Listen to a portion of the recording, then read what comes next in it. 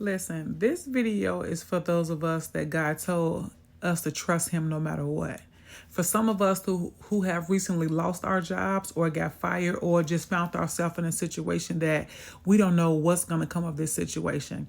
Let me tell you guys something. This is also piggybacking off that video that I did when I told you guys about how I got that new position.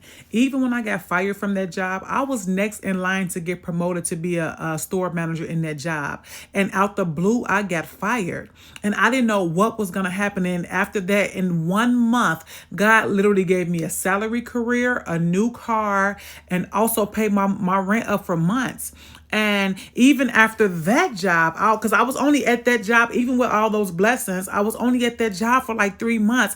And then God had to shift me to go do something else. And that's when I went to truck driving school. So let me tell you guys something. It's always a setup for a setup. See, God is ready to pour more into your life, but he can't pour more into your life if there's no room for him to pour it in. So sometimes he got to snatch you out of that situation because where you are right now, that's not good enough for you. That your God is big. Your God want to bless you abundantly. And where you were, that was sustaining you for that moment. But God is calling you to more. And sometimes we be so faithful and we be so blessed to be in that situation. We're not going to leave. So God, like, I got to take this from you because I need you to be open.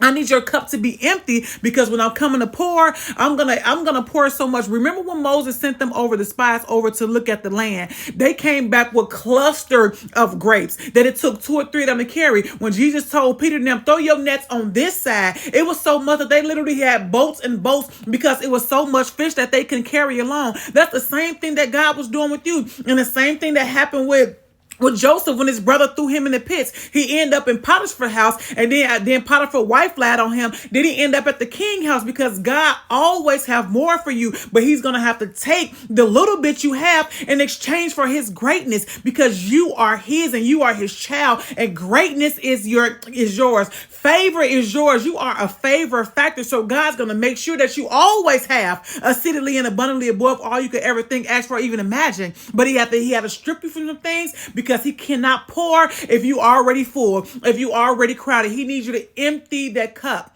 And remember, that happened to you because it was a setup for a setup. So this job loss, that firing, I know somebody just left you, baby. Listen, God has greater for you, okay? Use my story. Use the stories in the Bible that I just read off to you. Baby, God is about to do it. God is about to do it. So listen, open up. Open up and get ready. I always say when God tell me to get ready, you go from a cup to a pail, from a pail to a bucket, from a bucket to a tub. You continue to open up.